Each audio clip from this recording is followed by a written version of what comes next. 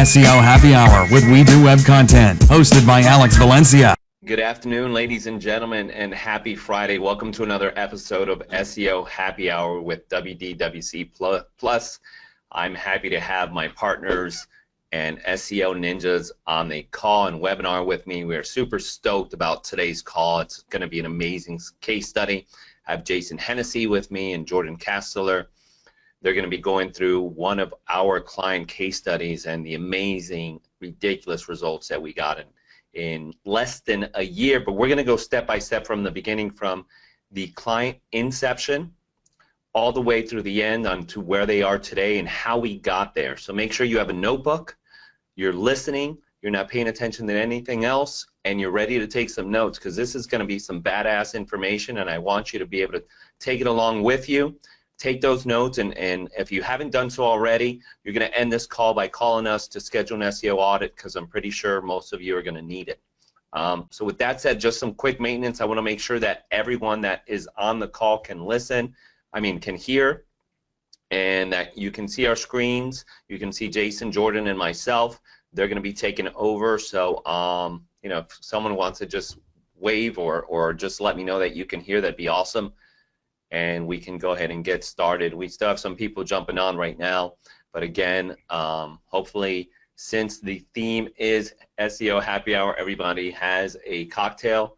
But if you're still at work, I respect that. That's cool. I wouldn't want. Well, I am. Never mind.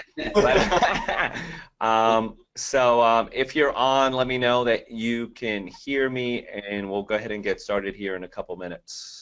Maybe let's have somebody in the chat box just say hi real quick. Yeah. Somebody can hear. Let's see. I'm gonna write Alex Valencia's talking.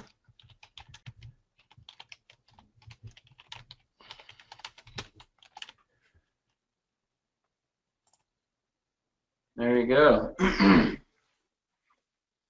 All right, all good. I can hear you. Sweet. All right, thank you guys for joining. Really appreciate you taking time from your day to watch and listen. Again, take some notes, and we're going to go ahead and get started. Jason, take it from here, man. Perfect. And so, can everybody see my screen? Okay, is my screen showing? It is. Yep. Okay. Perfect. So I'm really excited today. We're going to be sharing, to Alex's point, a case study on how we were able to, really improve one of our clients' websites. One thing that you will notice about us, whether we just kind of do an audit, like a preliminary audit on a phone call, or if we're actually engaged to be your digital partner, is that we're very transparent. Right? We don't hide behind this magical SEO land that some people hide behind. There really is no magic to SEO anymore. It used to be like, it was like, like you said, ninja status to do SEO. Nowadays, everything is very transparent, and so what we do, we share. And so you can probably take some information and insights from this webinar and go off and start to incorporate it yourselves, maybe without us. We take that risk by sharing this kind of stuff with you, but hopefully you guys want to be lawyers and you don't want to focus on the SEO, because it does change. What works today might not work tomorrow, and so you have to have somebody that's kind of keeping up with those changes. So having said that, this is a case study, how to rank #1 and increase the organic value of your law firm's websites and start generating more leads. All right, so let me make sure that I'm all good over here. Hold on 1 second. All right. There we go. Perfect. All right. So here's what we're going to learn: exactly how we've helped one law firm 10 times their organic traffic value and triple their traffic numbers and keywords ranked in Google. We're going to learn how to calculate and boost the organic traffic value of your firm's website. So we're going to be sharing some of the tools that we use here to kind of monitor that stuff. We're going to learn how to scope out your competition to find out how you compare to them. And then we're going to learn some of the secrets to leveraging your website's content to your advantage in generating more leads. And a quick note, sorry, before you introduce us, we're going to leave plenty of time for questions, so make sure you write down your questions, and we'll go ahead and get them answered. And if you can't wait and just want to type them in, here while we're going through. We'll try to answer them, but we're definitely going to have time at the end to answer any questions that you might have. Sorry, Jason, go ahead. No worries, no worries. So, Alex is the co-founder of We Do Web Content. His firm started out as a content company focusing on writing legal content, probably over 10 years ago. Has got a lot of experience. There's a formula that we use for writing content and is very well known throughout the legal industry. As far as me, I been studying SEO since about 2001. I speak at a lot of the legal marketing conferences. I also speak at a lot of the SEO and digital marketing conferences. I wrote on Washington Post, Fox Small Business, CBS, you name it. I've been doing this for a long time, and it's a real passion of mine. Jordan, I'll let you kind of introduce yourself. Sure, yeah, my name's Jordan Casteller. I'm located in Salt Lake City, Utah. I've been involved in SEO since about the same time Jason has, about 2001. Like Jason, I'm also an international speaker at these marketing conferences and SEO conferences. I author and write on many different sites like Inc.com, Huffington Post, Search Engine Land, Search Engine Journal, Search Engine People, Marketing Land. Probably over a dozen sites that I help teach the industry this stuff that you're going to be learning today. And so, between Jason and I, we make marketers better marketers by helping, teach and share what we learn like we're doing today. I've worked at many big brands over the years like Overstock.com. I've worked at many agencies, and I've been with the team here since January, and learned a lot just from working with Jason and Alex. And we all teach each other and grow and keep our ears to the ground, and we know all the upcoming Google algorithm changes, and so we keep our ears to the ground and make sure that we can do the best for our clients in the regard of change and innovation. And I would definitely recommend Google Jordan's name. You'll see a lot of his writings on the first page for some of the most trusted websites that, like Jordan had mentioned, where other SEOs go to learn how to do SEO. So we not only are we heavily involved in the legal space. I'd say like 90% of our clients are attorneys, but we teach other marketers that are working for big enterprise companies like Coca-Cola and stuff like that about SEO too. So. All right. So. Oh my gosh. Thanks, Ryan. No, someone I think is already Googling Jordan because they already asked for both your names. Ryan, thank you. Yes, I do. This question came through. Go ahead. Sorry. All right. So the case study is a firm, Berger and Green. Very good people. They've been around for a long time. Probably #1 marketer in their market as it goes for radio, TV, billboards. When they first hired us, they were working with a large firm, a digital marketing firm that have thousands of clients. Won't mention their name, but they were on a contract with them, and their website wasn't really performing as well as it should have. They really didn't have a content strategy. They didn't have a link strategy. They just were kind of just floating along as it pertains to like their digital marketing. And so when we first came on, it was back in July of 2016. This is a tool called SEMrush. We can see back then they were ranking for 1,000 keywords. And so this does not take into consideration like long tail keywords. In order for a keyword to qualify on this tool, there has to be more than 10 people searching for it per month. So that means that they rank for 1,000 keywords where there's more than 10 people searching for those keywords every month. And so algorithmically, this tool tries to determine if they were going to build a Google pay-per-click campaign based on the traffic that they get from their rankings in Google for the terms that they rank for. How much would they have to pay Google every month for, for the same organic traffic that they get today? And so the value of their website was $17,800. And at this point, if you're listening, I'd welcome you to go to semrush.com and just pop your URL in there and press search, and then you can get a better understanding of how many keywords that you rank for and the value of your website. So again, 17,000. This right here was a snapshot of some of the keywords that they were ranking for back then. So we can see like Pittsburgh, personal injury, Pittsburgh, they're ranking position 6. SSI, Pittsburgh, PA, they're ranking position 8. Pittsburgh auto accident lawyer, position 8, right? So most of the keywords that we were targeting, that they were targeting at the time, they were, at the bottom of the first page, and then a lot of them, were off page 2, page 3, etc. So like right here, car accident, attorney, Pittsburgh, that's at the bottom of the first page there. And Jason, real quick, if you can, before you jump to the next thing, can you tell them, right? I know right now they're in 5th position, but if you look to the right, it tells you like the traffic percentage of what that keyword means, and eventually that will all compound to the calculation. So if you could touch on that a little bit for our audience. Yeah, this is actually, let me explain a couple of these. So right here, car accident lawyer Pittsburgh, right? This is a very important term, right? Because that could mean a lot of cases if the person that's ranking for that term. So they are in position 10 on Google. Looks like there's 90 people per month estimated that do that search, right? The right here, this data right here, so $262. That's how much the cost per click is. So if they were building out a pay-per-click campaign, they'd have to pay $262 every time somebody clicks on their ad. So it's a very expensive keyword. And then based on where they rank, right? So if they rank in position 10, Google estimates that they get 0.2% of their traffic from that one keyword, right? So, again, as you start to get higher on the first page of Google, you'll start to get better estimates on your traffic percentages here. This number will go up. But there's a lot of value in pushing these keywords higher, right? Because then you don't have to pay $262 per click because you're ranking organically. And just to add on to what Jason was saying earlier about this doesn't count long tail keywords. This just counts, excuse me, the keywords between position 0 or 1 and 100.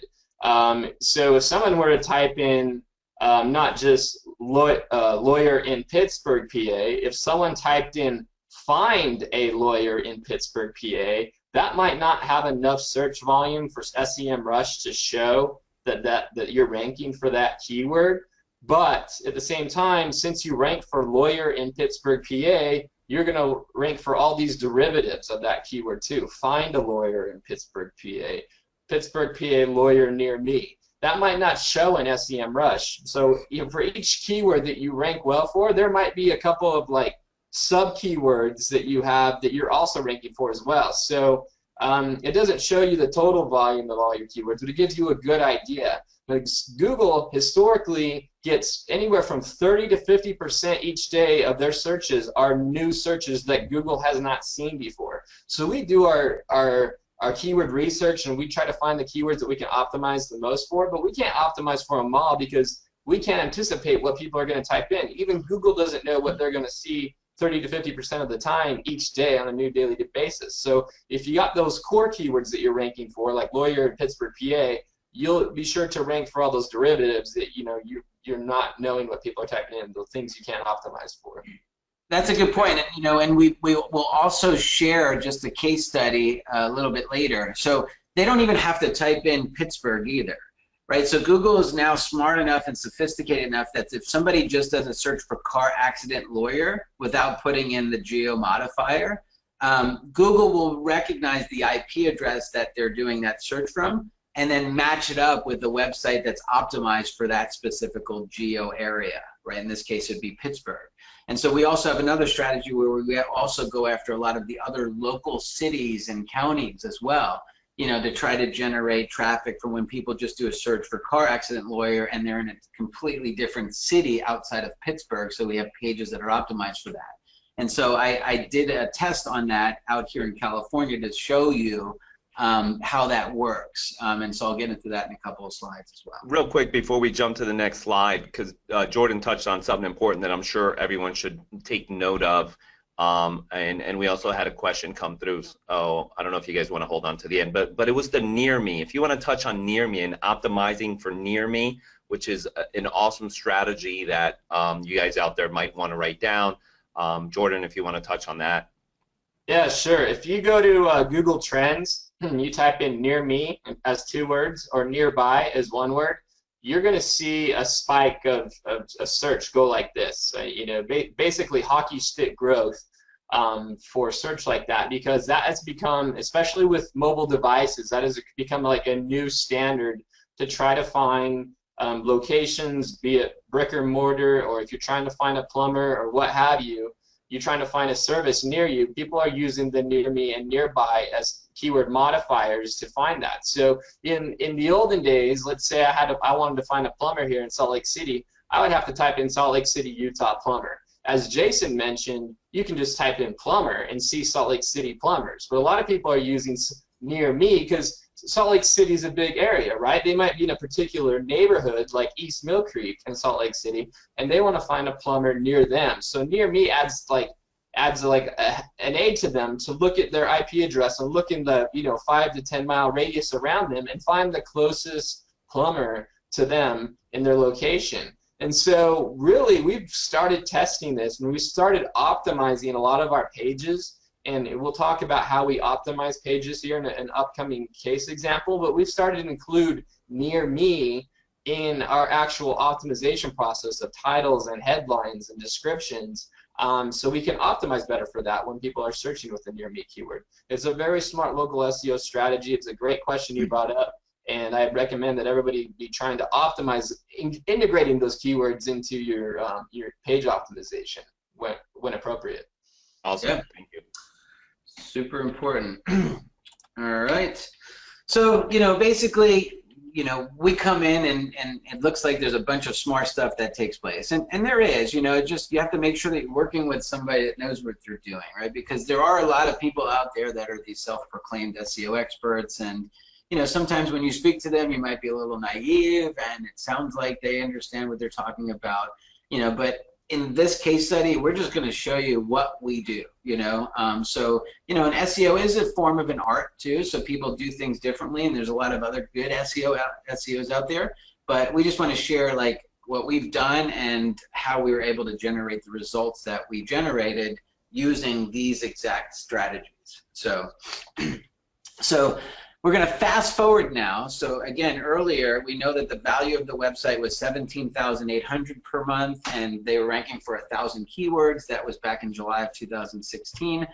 Fast forward now to June of 2017, and if you're seeing my screen here, my mouse, you can kind of see that hockey stick growth, right? And so realistically, the only way that you're going to get more traffic from your website is by doing two things. A, writing more content, right? Because you only have so much content that Google can index, right? And so you've got to write more content that are optimized for more keywords, and then therefore your traffic will go up.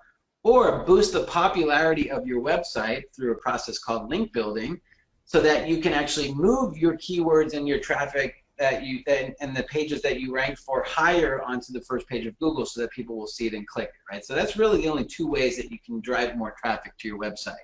Again, boosting the popularity, which will boost your rankings through a thing called link building, or writing more content. And so in this case study, we've done both of those. And so that's why we've kind of seen the growth that we see here. So the value is now $153,000 per month. And so that's where Alex used that 10-time multiple on the emails that he's been sending out, because it was at 15,000 and now it's at 153,000 in just about a year. And now we rank for 4,100 keywords, and again, that's because we lifted the keywords and we wrote more content. Now if I look at the actual keywords that we're trying to target, which a lot of those hero keywords, Pittsburgh personal injury lawyers, right? We rank position number 1, $192 per click. Personal injury lawyer attorney Pittsburgh, PA, $181, right? Motorcycle accident attorney Pittsburgh, we rank number 1 now. So, obviously I couldn't fit all of the keywords on my page, but this list continues to just go on and on and on with just number 1 rankings. And if you look at the traffic again on the right, you can see the amount of traffic. So for like that Pittsburgh personal injury lawyers, it looks like they're getting 3.25% of their traffic from that keyword. Just from one keyword. They're getting a good amount of traffic. They're getting some traction, and you'll see later during the presentation on what that traffic and all these keywords are translating to based on phone calls. Yeah, And they'd be paying $170 for each of those clicks too, you know, Right. and they're getting 30 to 40% of the clicks by being #1 for that for free. Yeah, and then the beautiful thing about this is while they rank #1 for that term, everything is compounding, right? Because they're going to stay ranking #1 for that term, but then we're also going to rank for all of these other terms because of all the new content that we place, and because now the domain authority of the whole site is increasing, all of the pages are rising. So it's a really, when you start to do SEO right, it's really exciting, man. That's why I kind of love this. It's just fun. It's a I don't even call this work. I don't think you guys do either. So all right. So the first thing that we do, whether or not we are engaged, well, the first thing that we do is we'll hop on a call and do a preliminary SEO audit, which, by the way, now's a good time. Alex, why don't you give them an email address that they can send an email to if they want us to do a preliminary audit. This is a full audit that I'm going to share with you now, but the preliminary audit will give you a good indicator of where you are with regards to your technical SEO. Yeah, you can email us at info@wedowebcontent.com, and just on the subject line say register for SEO audit or just SEO audit, and I'll respond back and we'll schedule some time.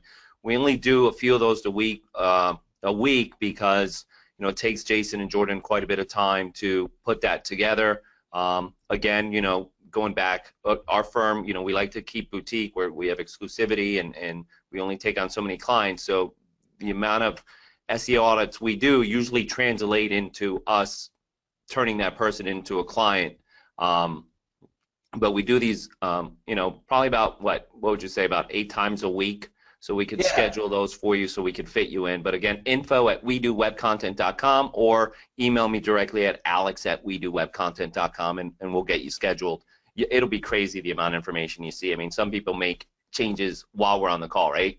We've had people just call their webmaster and say, hey, I need you to make this change immediately. I don't know why it didn't happen before. Yep. So, that's the preliminary audit, and obviously we only have an hour to go through, so we'll look at some of the more critical things and show you what we're detecting. But once you're actually engaged as a client, we do a more comprehensive technical audit. This is an audit that Jordan had conducted on Burger and Green, and it's 3 slides, and I'm just going to let him pick just kind of a couple of these things, and so you can talk about like why it's important to make sure you have the technical aspect of your website working. Because if you don't, then you're fighting a battle that you can never win, right? If you're missing out on some of the technical things that go into the code. So why don't you talk a little bit about a couple of these things here? Sure, yeah. Let me just preface this by saying when Google comes to your site, they have an allocated amount of data that they're willing to provide and spend as a resource to crawl through your site, find all your content, cache it, and rank it. And if you have content that's getting in the way of what they're doing, or it's duplicated, or it's causing them problems, they're wasting their resources seeing this content, and then they're going to go through their data spend and then just stop crawling the rest of your site. You got to wait for them to come back again and see if they make it through. So what we try to do is we try to be cognizant of these kind of pages that are going to hinder a search engine from being able to crawl your site from A to Z. And so what in this audit, these first lines explain is this. We do a search in Google and see that, well, this site, Burger and Green, has 1,040 pages according to Google. But as I scrub through the pages by 1, 2, 3, 4, etc. of Google, I find out that there's actually only 181 in the primary index. And what that means is that out of 1,000 pages, there's only a few hundred that are actually showing. And so why aren't these other pages showing? That indicates to us that there's a problem in the site with some pages that are being created in the eyes of search engines, not necessarily to users, that are causing problems. And some of those problems can be what we refer to as pagination. So when you go to your blog and you go to page 2, page 3, page 4, etc., those are pages that get indexed in the search engines, but they don't provide value to a search engine or a user. So it's not really valuable for you to do a search on somebody's site and click on page 2. So we tell search engines, hey, take those pages out of the index because they're not valuable. Don't waste your time on them. Same with search results. If you have a search box on your site, that search box can create a lot of problems. If people are continuously doing searches, those searches can get indexed, and again, they're not valuable, and they create thousands of bloated pages on your site. So there's a file called the robots.txt file that we tell search engines what pages to ignore and what pages to crawl. And in that file, we can say, hey, ignore blog pagination. Hey, ignore searches based off a URL parameter. So it's really important to kind of sculpt how a search engine crawls your site through meta tags and through the robots.txt file. So we do a lot of that.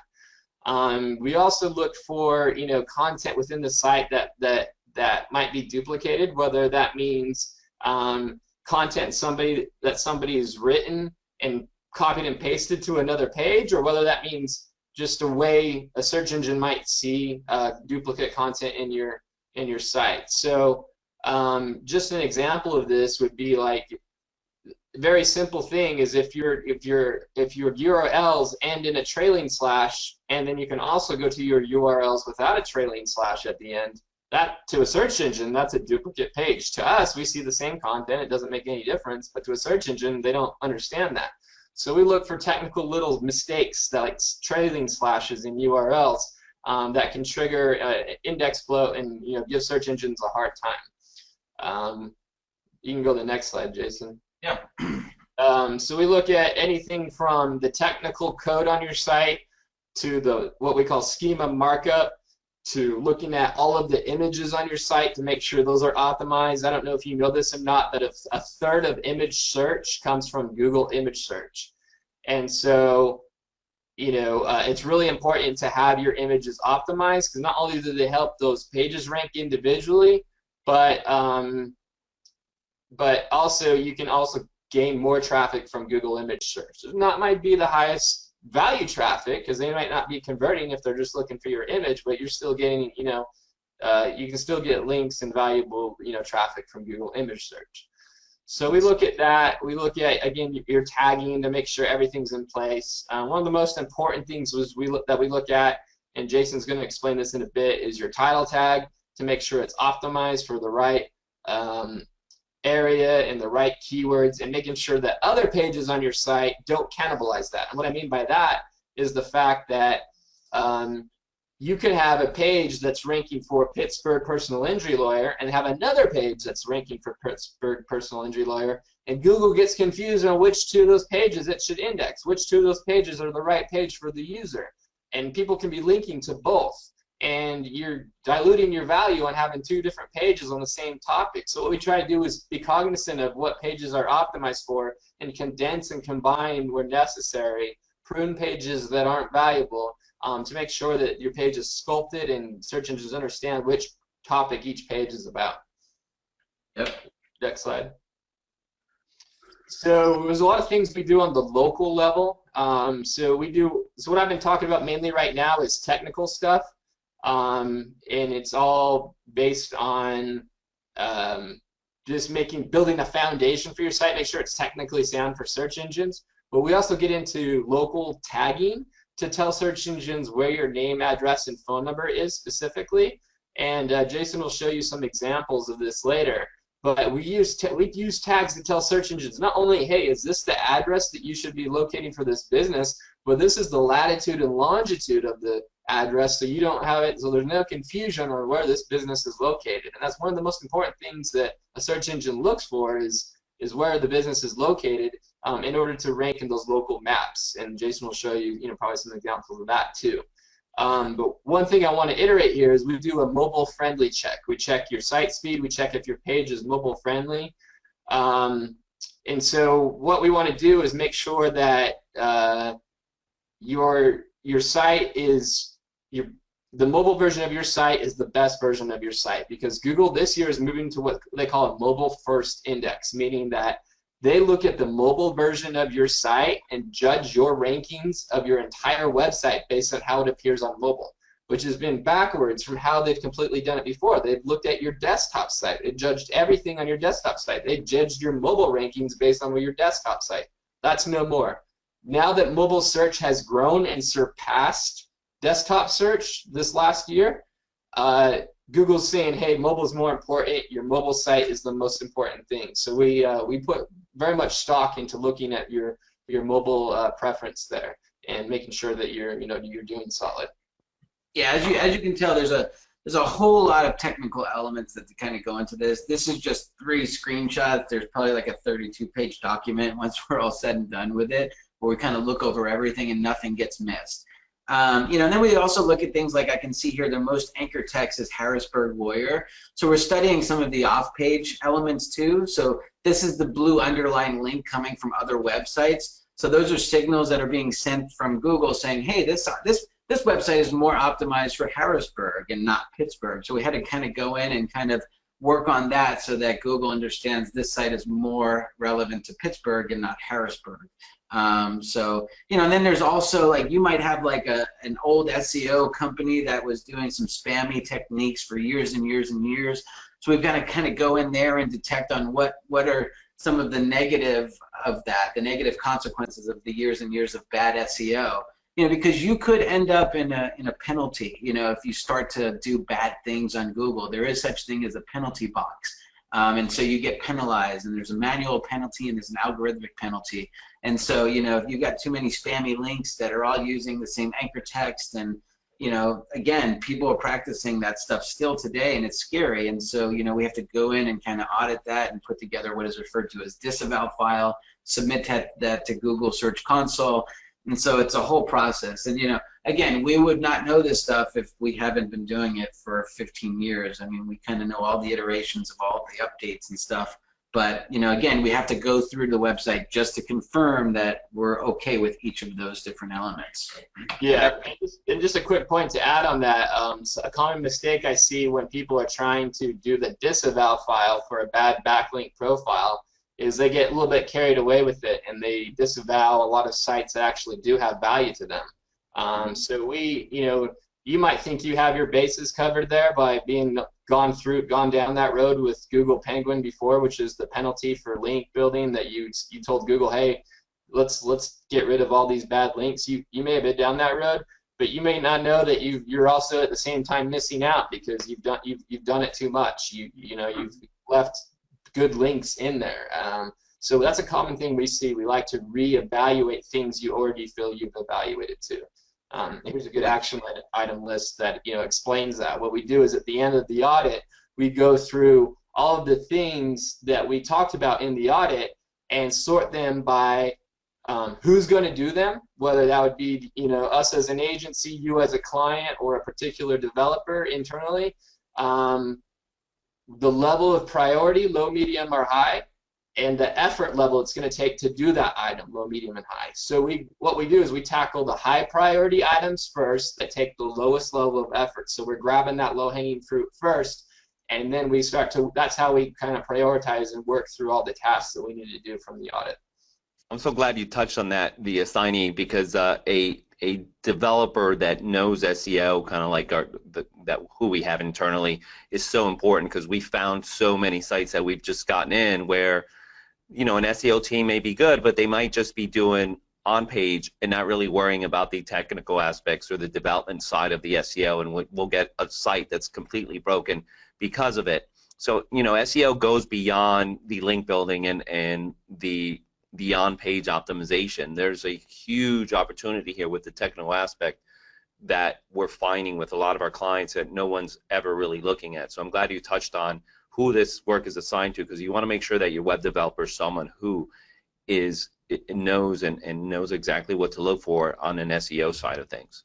Yeah, that's a good point, Alex. Just because somebody is a web developer, by proxy doesn't mean that they're an SEO too. I mean, it's two completely different skill sets. Like me personally, I don't write code. I can't write a website using Notepad. Like, I don't know anything about writing code. But I'm a diehard SEO, and so it's completely different skill sets. And so, when you ask a developer, hey, do you do SEO? Of course, they're going to say yes.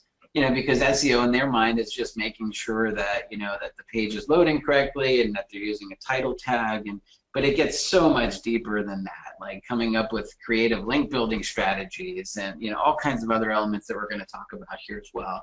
So, but this right here is just to show you that, you know, once we're done with the audit, then we actually put together a checklist of everything that has to get done. And so Jordan is the assignee for the SEO elements. John is one of our developers that goes through and, you know, fixes some of the other programming items on the site. And so collectively during the first month, we kind of do the audit, conduct the audit, and go through all the fixes so that we have a technical foundation, a solid foundation that we can build upon. And then from there, once we've got that solid foundation, then we can start to incorporate the content strategy and the link strategy, which I'll get into later. Just one more thing to add to that too is I mentioned how, you know, like we like to go through people's other work. Like you may have had a technical SEO audit before and you may have gone through the fixes, but it's a healthy thing to do at least once a year. And, you know, we've gotten clients that have come from other agencies. They're like, oh, well, we've already had an audit before. We don't need another one. But we'll go through the audit and find a whole bunch more things. You know, things that either have popped up since the old audit was done or things that they missed in the first audit. So it's, you know, really important that you make that kind of like, you know, a health check. Like you go to see your doctor once a year just for a health checkup. You should do the same thing with your site. Mm-hmm. Yeah, and again, it's free, so take us up on it. You know, take us up on it. We'll kind of go through this with you. info@wedowebcontent.com if you want us to kind of do one of those audits. This is just another tool. You know, page speed is important, so we go through. This is just showing that Burger and Green is scoring in the green, 91 out of 100 for desktop and then mobile. You know, you can use this tool if you just type in page speed insights. You put your URL in there and you press analyze. And you know, if Google's building tools to detect how fast the website is, you can be sure that they're using that as a ranking signal. You know, so this will tell you specifically what you have to do to improve it so that your page speed will load quicker. Because if people are on Google doing searches and they're clicking on websites and it's taking too long to load, it's creating a bad user experience for them, and that's why you'll get pushed down to page 2 and page 3. They want to make sure that everybody on page 1 is creating a good user experience for Google's customers, the people that are doing those search queries. Yeah, I think this was on our last webinar for 2017 ranking factors, right? That was definitely one of the ranking factors is page speed. It'll always come up, man. Every time it'll always come up. It's that important. But yeah, you're right. We did talk about that. This right here is just, you know, so then what we do is, you know, once the cleanup is done and we've done the audit, you know, then what we have to do is we have to go through and look at all the legacy pages and all the legacy content, because we're not building a website from this, you know, from scratch. You know, we're taking over the work from another SEO company or another digital agency or whoever that was working on it. And so this kind of shows you, we go through and line by line, every single page, we take a complete crawl of it. And so right here, this bus accident page, this was a legacy page. It was in a subfolder called motor vehicle accidents, and then it was called bus accidents. So nowhere in this URL does it say that it's, you know, Pittsburgh, or do they say that it's, you know, has something to do with being an attorney or a lawyer. So what we do is we basically go through and we re-optimize it. So in this case, we called it Pittsburgh injury subfolder, and then we called it bus accident lawyer, right? So this page wasn't ranking before, you know, we went and we made all these modifications. Same thing with motorcycle, right? So this is just called motorcycle accident victim. That was the URL structure that they were using. We changed it to Pittsburgh injury, motorcycle accident victim lawyer, right? You know, so, but this bus accident one, so you can kind of see the cause and effect of that. We went through this on, you know, probably over 500 pages. But now if I do a search for bus accident lawyer in Pittsburgh, or if I just typed in bus accident lawyer and not included Pittsburgh, these pages would still show up because somebody from Pittsburgh is doing that search. So there you see we rank number 1 and number 2, and that's because of all the optimization, the changes that we made to the site. So from there, after we kind of go through and optimize all the legacy content, now we put together a comprehensive content strategy. So all the content that we're going to write for this particular client. So in this case, we're doing 15 pages per month, and so it's all sorted on the different, you know, months that we're writing the content.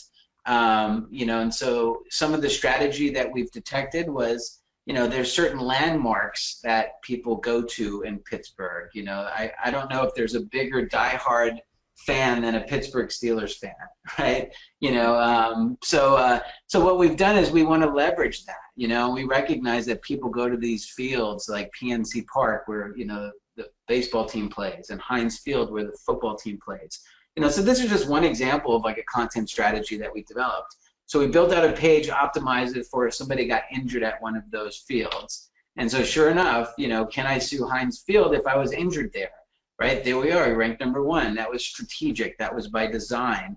And you can type in all different types of iterations of that same question, and you probably still see the Burger and Green page ranking, because it's optimized for so many different queries that are associated with getting injured at Heinz Field.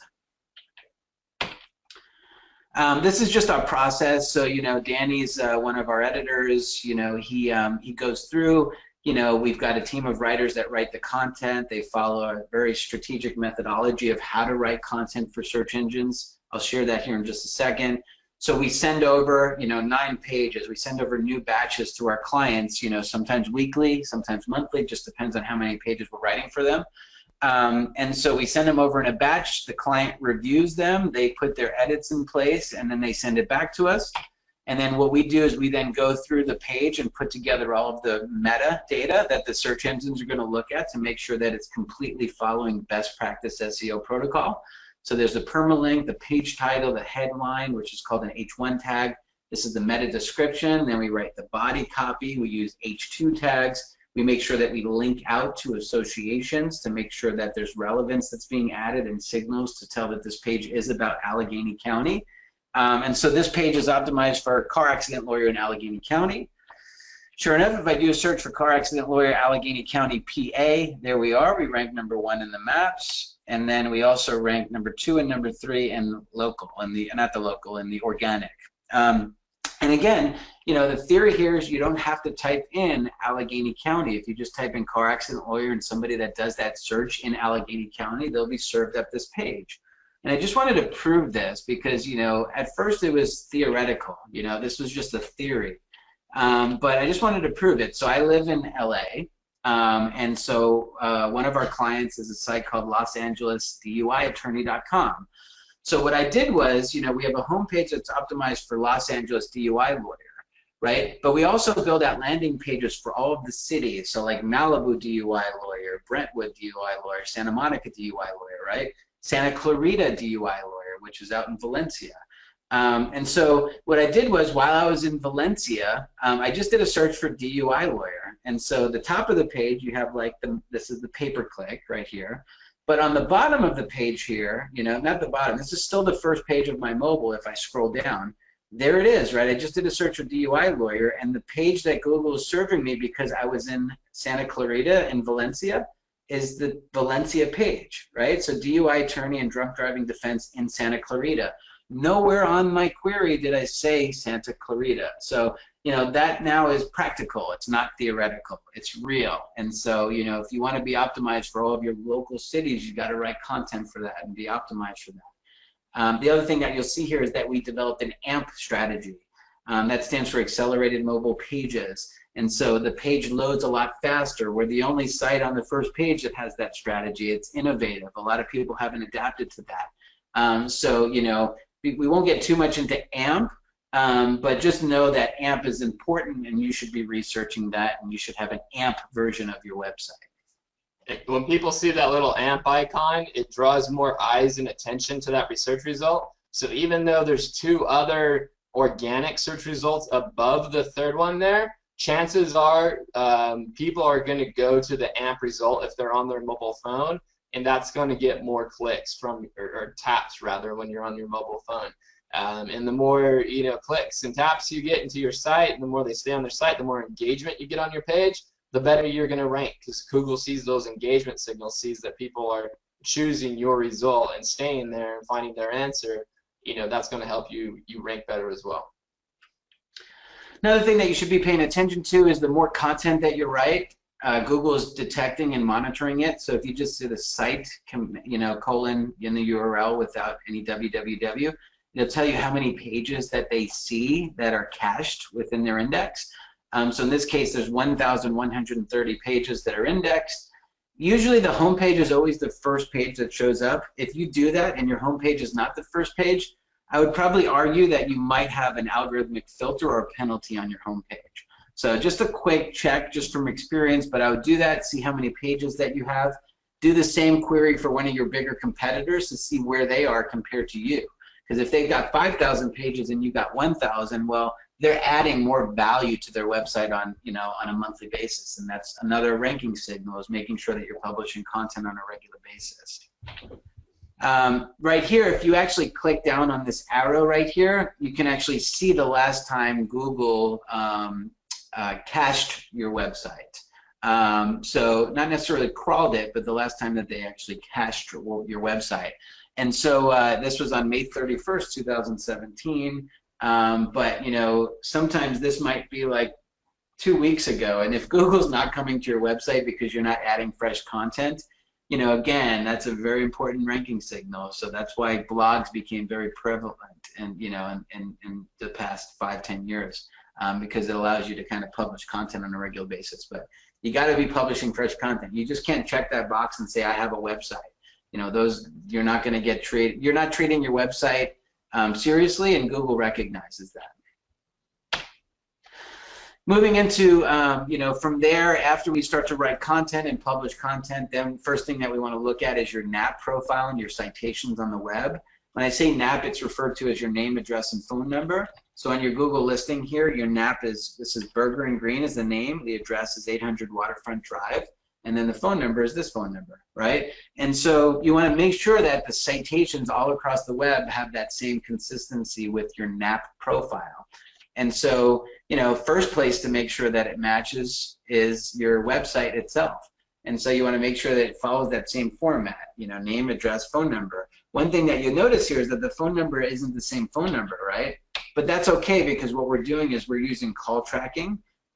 We use a service called Call Tracking Metrics. And so in the source code, the phone number this is what Google sees, but then they swap it out with JavaScript, and this is what the user sees, so that we can track, which phone pages are generating phone calls.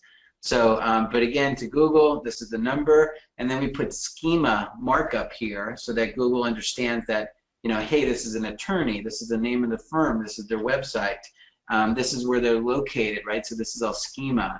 We even put, like to Jordan's point earlier, we put the geo position, which is the latitude and longitude of their office, so that Google recognizes where they are. You got to make sure that you're doing this stuff and implementing the proper schema codes. Next thing that we do is we look at their, all of the inconsistent NAP profiles that are out there on the web. So we can see here that, that there's some that say 800 Waterfront Drive. There's some that say it's a Suite 1. There's some that say it's 310 Grand Street, old URLs, different phone numbers. This is just a mess, and you've got to go through manually and clean this stuff up. It's super important for Google Local. So what we do is we go through it, we create a spreadsheet, and we look at all the duplicates. So they had like 5 or 6 Facebook pages, right? We merged them all. They had a bunch of Yellow Pages profiles. They had page, so all of this was just a mess, and we have to go through and methodically kind of clean this up. From there, we also go out and we start to look at if they're listed on a lot of the important directories, making sure that their name, address, and phone number in the NAP profile is consistent. If it's inaccurate, we want to go through and either delete it or edit it if we can. So again, that's a whole process that we have to follow. And then, of course, going through and changing it on the important sites, like, their Facebook page. This was a Bing profile that they didn't even have set up, that we had to set up for them, making sure that that has the same information. And then, some of the directories that you probably have never heard of that, that are also valuable. This is one called To Find Local, right? So the more you can get your NAP profile matching your website and the Google My Business listing, the better that you'll be with regards to your local rankings. All right, now the fun stuff. This is what I love, link development. We've talked about everything that's on your website, the relevance. Now let's talk about boosting the popularity of the website. And this is just a graph. It shows that, how link equity kind of works, right? So, you've got your site here, then you have, This would be called a direct link. But then if this link is linking to this link, then you're actually getting some indirect benefit because of the page rank that's flowing through this page to this page, which then flows to your page, right?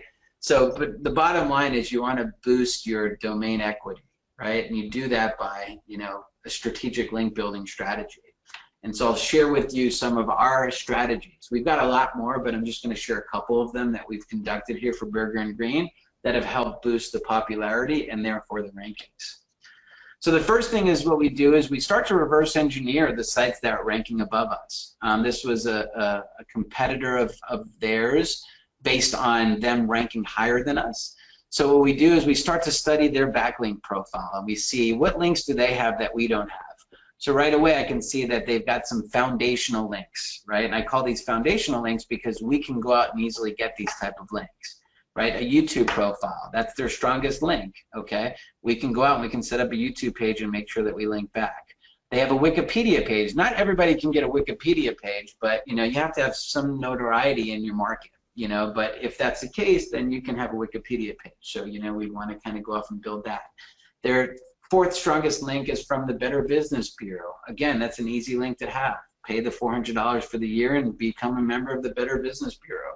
Regardless of if you are actually going to get cases by being a member of the Better Business Bureau, just the indirect benefit that you get from the link from that website is well worth that $400, right? And so this is just like a couple of them. What we then do is we then reverse engineer not just that competitor, but we reverse engineer all the competitors that are on the first 10 pages of Google and start to study their backlink profiles and start to match it up to what we have. So I can see here, so when we first started, all of these 4 competitors had a YouTube profile, but we didn't. So then we built the link for the YouTube, right? We built the profile. They all had Google Plus pages. We didn't, and we kind of just go through this list here based on domain rating. And so this spreadsheet goes down like probably 8,000 rows, but, we sorted from highest priority to lowest priority. So you can see there's a very manual process here in developing a very strategic link strategy for our clients. So this is what we refer to as reverse engineering the clients that are ranking above you. I mean the competitors that are ranking above you. John Morgan, For the People, I would classify him as a national competitor. I mean, he dominates every single market that he's in. I mean, he does very well from from a search perspective. So, why not glean the insights from what he's doing from a digital perspective so that we can leverage it for some of our clients. So when I start to take a look at how well he's doing, well, he ranks for over, almost 40,000 keywords, and the value of his traffic is $3 million per month. I'd say he's doing something right, but what exactly is he doing right? Well, if we peel a layer from the onion, I can see what exactly he's doing right. Some of his strongest links, right? So there you go. Again, his strongest link is that YouTube profile, like the other 3 competitors. He's got a link from WordPress. He's got a Wikipedia page. He has a Vimeo account. He has a Reddit link. But then I start to pay close attention to these ones, right? Because these are ones that are not easy to kind of clone. I just can't reach out to the New York Times and get a link from there. I can't reach out to the Huffington Post and get a link from there. That really takes like relationship building and outreach, which is also an important part of what we do. So now we've turned from an SEO company more into like a PR company, a digital PR company, because this is the stuff that's really boosting his ranking is these links, because a lot of his competitors can't get these links, right? And so when we start to incorporate the PR strategy into our clients' campaigns, then we can start to get these type of links. And so what we do is we reach out to editors and writers for some of these larger websites, and we pitch angles.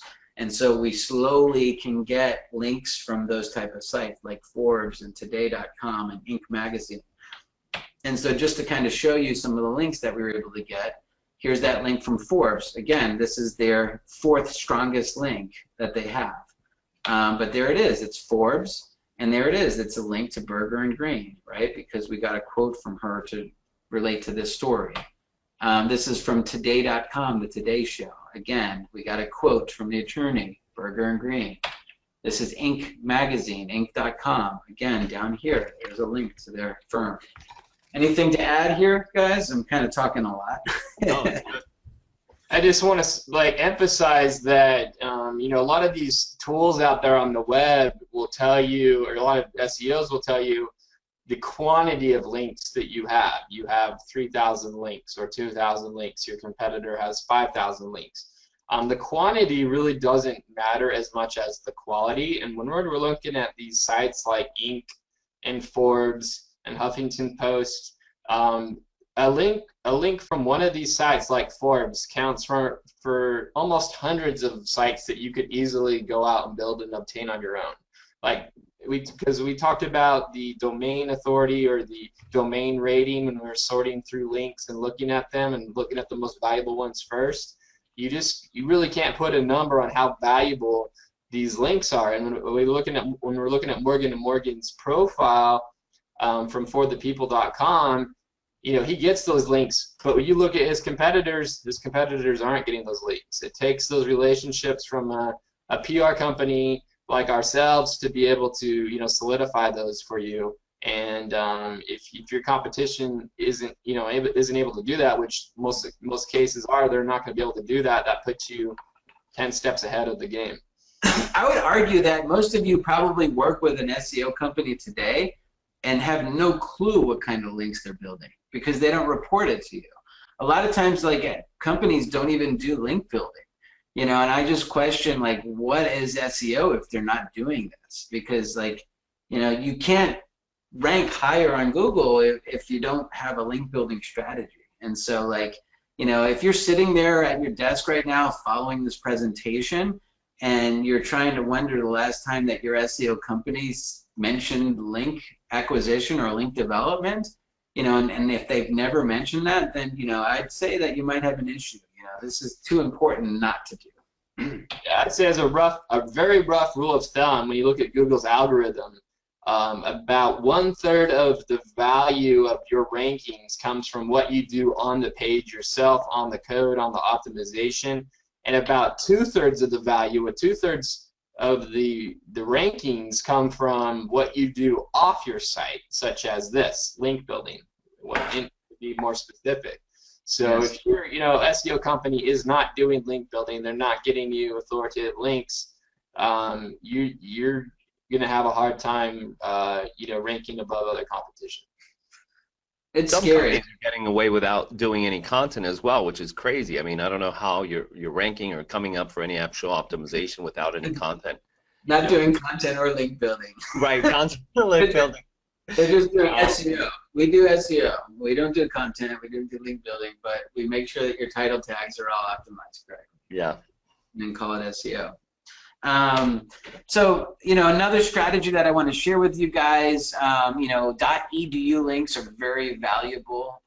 This was something that I, was doing many, many years ago before it became really popular. And so, basically you put together like a scholarship. What we like to do is we like to tie it to a cause, because then we can get links from, like, some of the bigger org websites as well. But the whole purpose of this strategy is to try to get, like, colleges with a .edu to link to you, because Google puts a lot of trust and stock in those .edu sites because they're hard to get. And so what we did was we put together this scholarship. We give it away twice a year. It's $1,000. Through our years and years of kind of doing this strategy, we've got probably over 1,500 schools. We've got relationships with over 1,500 schools. So whenever we get a new scholarship, we start to do outreach, and we reach out to the different schools. We keep track of the response date, the response, if they place the link, if there's notes. So it's, again, very manual kind of a process. This is the document. This is our outreach email. Wanted to inform you about our new scholarship. Our client is offering $1,000. Here's the link. We'd appreciate it if you can post this on your on your scholarship page.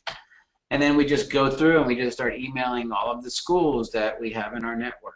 And then from there, we're able to get those .edu links, which boost the equity of the website because they're very valuable links. We're almost done here. I'm trying to wrap it up within the hour, like we promised, and then we'll have some time for questions too. So if you got some questions, just kind of start to kind of type them in, because we're almost done here. So again, if you have questions, maybe type them into the chat and we'll start to get to them. And the last thing that I say is, we can do a whole probably 3-day boot camp on just like link building alone. But for the sake of time, I only included a couple of our strategies. HR is a link building strategy. I mean, I didn't include that, but if you've got to hire somebody, you can get a link from monster.com, Craigslist, Backpages, Career Builder. That's a link building strategy. People don't know that. There's so many other different types of strategies too. Measuring ROI, we use a service, like I said, called Tracking Metrics, where we can actually see, which campaigns are performing better than others. This phone call came in from a Google organic. This came in from a pay-per-click campaign that we've got going. This is a Google organic, Yahoo organic, Google organic, right? So we track it. We can see which pages that they converted from, right? So you should have this level of transparency with your campaign. And so that's one of the first things that we do when we create, a relationship is we get tracking set up so that we can monitor how well we're doing. Because we can't really see how well we've performed if we don't know where we started. And so that's why it's important. And then the last thing that I'll say here before we kind of close this out is we also put a tool on the website. We use a tool called Lucky Orange, and it's like having a DVR on your website. And so it records every single session. So if anybody comes to your website, it records it, and then you can go back and play the session. You can even watch the session live as they're on your website. And so from there, then we can make recommendations on how to improve the conversion of the website too. So that's conversion optimization. It's a whole nother webinar. But I just wanted to tell you that we have that tool on there. And, I'll kind of close it out with, I highly would encourage you, you would have, us on a call with you where we'd be looking at your stuff on a one-on-one phone call, sharing our screen like we are here. So, reach out, info@wedowebcontent.com. I'd love the opportunity to do an audit of your website and hopefully maybe work together. Cool, thanks guys. Make sure you send over your questions. So we have 2 questions, one from Josh. How do you learn the best keywords? Do you want to touch on, a little quick touch on keyword research? You could do keyword research. That's certainly a strategy. I mean, you can use the Google keyword tool, and then what you do is you just put in what is referred to as like a seed keyword. So like if you're in Dallas and you want more car accident cases, the seed keyword would be Dallas car accident lawyer. And then from there, it's going to pre-populate maybe about 700 other keywords that it thinks you might also care about. And so from there, then if it says, Dallas motorcycle accident lawyer, Dallas truck accident lawyer, then you want to build out pages specifically for all of those different practice areas. So that's one way to do keyword research. The other way to do keyword research is to reverse engineer the sites that are actually ranking above you or ranking #1 on Google. And then you could, using the certain tools, you can actually filter out to see which pages ranks for which keywords, and then you can build out your content strategy based around like those of the competitors that are actually doing well. Yeah, that's where SEMrush.com, like was mentioned earlier in this presentation, is really valuable. You can compare your site next to 4 other competitors and see, the overlap of keywords that you both rank for, or keywords your site ranks for that the competitors don't rank for, or the keywords that your competitors rank for that you don't rank for. And then you can sort by that list and kind of get a good idea of which keywords you want to go after, where there's some gaps and opportunities. You can also use like a filter in SEMrush to look for like question-based keywords, who, what, where, when, why, etc. And create frequently asked questions. Or you can use a tool like storybase.com, which is a tool that will let you put in a seed keyword like personal injury lawyer and see all the questions that people are asking about personal injury lawyers, and you can incorporate those answers to those questions in your content. Those frequently asked questions tend to convert really well.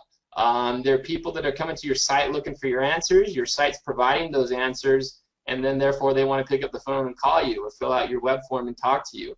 When we look at our call tracking, because we do call tracking numbers on a lot of our sites, we see a lot of calls do come from those frequently asked question pages. So make sure you're understanding what people, not just optimizing for core keywords like personal injury lawyer, but you're understanding what people need and want. You're understanding what the questions are and providing them answers. You're understanding what their intent is and meeting their needs. And that's one of the most important things you can do in SEO right now, is fulfill people's needs. Because if they don't feel fulfilled on your site and they hit the back button to go back to the search results to find somebody else that might be able to fulfill their needs better, that's a bad sign. Google looks at that. You don't want people hitting the back button and going to look for somebody else. So you want to make sure your site is comprehensive enough to answer all their questions and meet all their needs, and get them moving to the next step of the sales funnel. And I just want to say, Jordan, like, you hit on something. Don't be intimidated to write content answering the question that you'd think would be a national question. So somebody might type in, how much does a personal injury lawyer cost? Like, some people out there that don't know that it's on a contingency basis, right? So people are actually searching for that, and they're looking for the lowest priced personal injury lawyer. But just because, when you do that search, you start to see sites like Avvo and Justia and lawyers.com that are answering these questions. Don't let that intimidate you. I would also create a page and answer that question. How much does a personal injury lawyer cost? Because if you have a page that's optimized for that and somebody does a search within your local area, there's a very high chance that Google will serve your answer to that question above the national sites that are competing for those same questions too. So again, I would not get intimidated by that. And the last thing that I will say too is, the difference between us and a lot of other SEO agencies is that, you're hearing us talk. Like, when you engage us, Jordan, myself, Alex, we're on every call with every client. We don't pass you off to, your person that you're going to work with that's fresh out of college. I mean, we're the team that's actually working on your campaign. So, that's a big differentiator from us than, some of these bigger companies where you're sold something and then you're passed over to, this is your account manager and this is going to be your SEO person. It's like, we're engaged 100% on every campaign. So, next question. So we have a question from Steven, who was patiently waiting from the very beginning. So thanks, Steven, and thank you to everyone who's stayed on the call. I appreciate it. How would you modify this page linking strategy for the multiple cities, including how would you choose which cities to include in the links of which pages, or would you create a similar page for each city? Yeah, very good question. And we've become very good at this because we execute it for all of our clients. Typically what we do is, you might not have offices in every single city, right? We get that.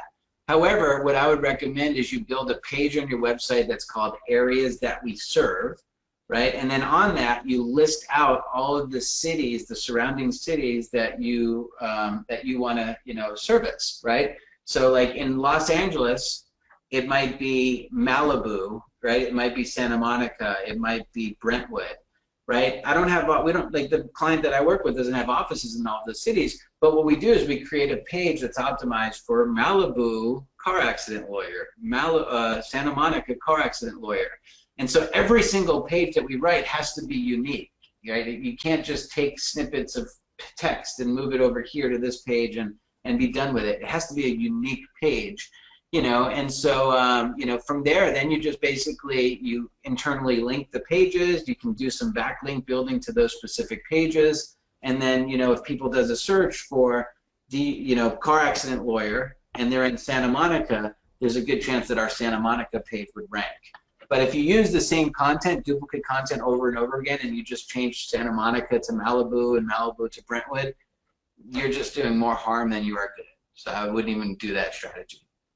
Yeah, and also look at population size, determine where your biggest markets are, and start when you're looking in terms of priority where you're going to attack. Population's a good way to go. And the making sure those pages that are created specific cities, you want to make sure they're all original. I mean, I know you guys definitely touched on this, but again, it's important. Maybe displaying some different visual aspects from the other pages. You want to differentiate those specific city pages as much as you possibly can through the content, any visuals that you can add that are going to be relevant. And that kind of touches on the the future on where we're moving forward as far as design and conversion optimization, is how we're going to create content and websites that are going to be different and be able to show that visual aspect, both including content and visuals, to make for a better user experience and also enhance the optimization of it. So look out for that in the future. So next question came from Shaquille. Kind of a concern on the colleges. Are you guaranteed to get backlinks from the colleges you offer scholarships to? Within that same question, do the backlinks disappear after the scholarship is over from each particular school? So if you want to touch on that. Yeah, no, that's why you have to do it twice a year, and so, there's a good chance that you're not going to get a link from every school that you reach out to. There's a very good chance. But when, you reach out to 1,500 schools and you can get 30 links from them, then that's actually success. And so there's a lot of times where you actually, you'll do that link building and you'll do all that outreach, and, you might land those 30 links. But after the deadline, then most of those links are going to fall off, and so you got to reach out to them again and try to get those links placed again. So you have to do that outreach every 6 months. But there are certain cases where the link might just stick, right? Because nobody's paying attention to it, and the deadline will be over, but the link will still stick. But it's just it's a really good strategy, and we've seen cause and effect of that. Yeah. Jordan? Yeah, even though kind of. This is personal theory here. It's not exactly proven, but if you have a link on somewhere and it disappears, Google has kind of written patents around the lingering effect and value of a disappearing link, because Google understands that there are pages out there that purge links or purge content, like news websites. After X amount of months on NewYorkTimes.com. They archive their content and they get rid of it because it's no longer news. It's no longer valuable to them. They're just creating a huge storage database of content that's old news, and they don't want to do it. So you get a link on New York Times, that's fantastic, but that could disappear after 3, 6, 9, 12 months. But Google, in my opinion, in a lot of SEO's opinion, Google takes into account the fact that that link was placed there once, and even though you won't see it in a tool anymore, there's still that kind of lingering value, probably not as valuable as it was once it was live. And I would say probably the same thing for the EDU links, but we have seen a direct cause and effect. We've seen traffic go down and rankings go down when the scholarships have expired. So making sure you're doing those biannually and keeping on top of them is very important, because again, we have seen the cause and effect when the EDUs drop. Mm-hmm. Next question, Jordan, you had mentioned an FAQ site. Yes, it was called storybase.com, STORYBASE.com. There's also answerthepublic.com. There's FAQ Fox. There's Question Samurai. There's LSIgraph.com. There's Bloomberry. Make sure you're writing these down, Jamie. There's Moz Keyword Explorer. We'll do a whole webinar on that. Yeah. And then the next question that came in, were you done? Sorry. Yeah, I was just going to say my favorite storybase.com. So if you want to wrote a song about it. He's like Forrest Gump. There's shrimp. There's shrimp this. Yeah. So the next one was, do we work with other sites? So I'll answer that. We have, yes, we can. We can work with your current developer and design agency to work on it. Some other legal marketing firms, I would say a handful of the legal marketing firms that you're probably working with buy their content from us and their content strategy, maybe even some of our link building as well. But the preferred situation is we're going to build out a new website if it's on a proprietary platform. If you're on WordPress, it's very easy for us to move over and clean everything up. But if you're on a proprietary platform, we'll do our best. We've had some successes, but the preferred opportunity for us is to be able to have a hands-on approach to your web development. Is that right, gentlemen? Yeah, I'd say it's easy for us. So we can take your site, if you like the way in which your site looks, we can just take that off of the proprietary platform content management system and move it over to WordPress so that you have more control of it. we've seen nightmares with some of these platforms where, like the data is not actually being indexed. Like the page is there, but Google can't see the content on the page because it's using like Ajax or JavaScript or whatever else. And so we've seen nightmares like that, and a lot of times the clients aren't even aware of it. So that's why just reach out to us. We'll do this preliminary audit, and we can kind of run those type of scans and go over that stuff with you, so that at least you're aware of what's going on with your current website. Yeah, and again, it's not like we're not selling you a full design package of a new site. We're basically doing a technical move of what you currently have. If you want to design a new site, then obviously that's going to be a whole nother price level. But if we're just moving over the site to a WordPress platform, you're basically paying for web development hours at that point. So it's something we can do. We do work with other agencies. Preferred is for us to have a lot of the control, but we do partner with other agencies all the time. Yeah, and if you're thinking about doing a site redesign or moving over to a new platform, there's so many things that can go wrong with SEO. So even if you have another company do it, I highly advise you to have a consultant in there to help guide that path along the way, because the last thing you want to do is take your site that's doing well, put it on a new platform, or redesign your site and not have SEO in mind, and then you're tanking on rankings for 6 to 9 months while you're trying to go backtrack and work on your SEO to get back to where you even were to begin with. So definitely consider a consultant for any redesign or migration for sure. Right. Again, any other questions? Thank you so much. These have been very good questions from all of you. So if you have any more, ask him now. Again, the information's on the screen. If you want us to do an audit for you, it's info@wedowebcontent.com, or just feel free to give us a call. But we're starting to schedule them now, maybe not next week because I think we're kind of packed, but maybe the week after. There'll be a recording on this. If you haven't started following our podcast, podcasts are easy to listen to. It's SEO Happy Hour. You can find it on iTunes or Google Play. There's tons of content on there with Jason and Jordan and myself from the past webinars that we've had, or you can find them on our website as well, but it's just good for easy listening. So find it on iTunes, SEO Happy Hour with WDWDC Plus. Thank you all for joining us. I don't know that we have any other questions. We went a little bit over, but I appreciate all of you for staying on, man. We had a good group. I think we maxed it out today. So thank you all for signing up, and all of our partners.